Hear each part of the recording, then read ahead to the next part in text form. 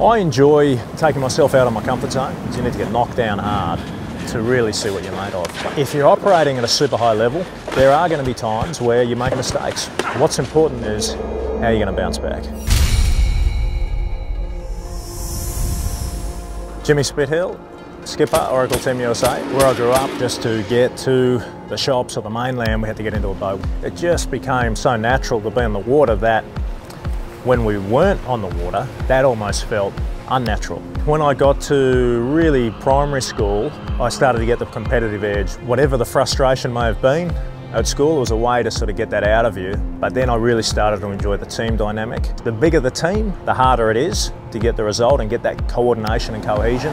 Then there's always something that you can't encounter. It always comes during a competition or a race moment that's very hard to train for. And then you get to see how are you going to react in that moment, how are your teammates going to react. For it to all come together at the right moment, when you finally cross the finish line and you see your team members or your teammates who put in thousands of hours, that feeling it's so hard to describe, but it's very, very addictive.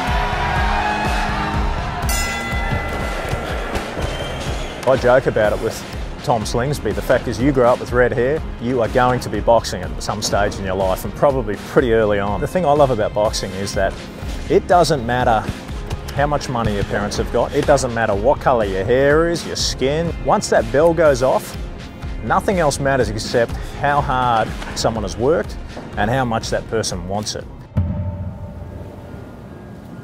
I'd say the lowest moment would be capsizing boat 1. Engineers, boat builders spent thousands of hours, blood, sweat and tears into this boat, and there it is right in front of you, completely breaking up and destroying itself. One of the highlights, and I'll never ever forget this, was Larry calling me the next day. You know, obviously I was depressed, it was setting in a bit, and you know, straight off the bat, when I was speaking to him, I said, hey look, my hand's up, I'm completely responsible for what happened. And straight away he said, hey listen, I don't want to hear that from you.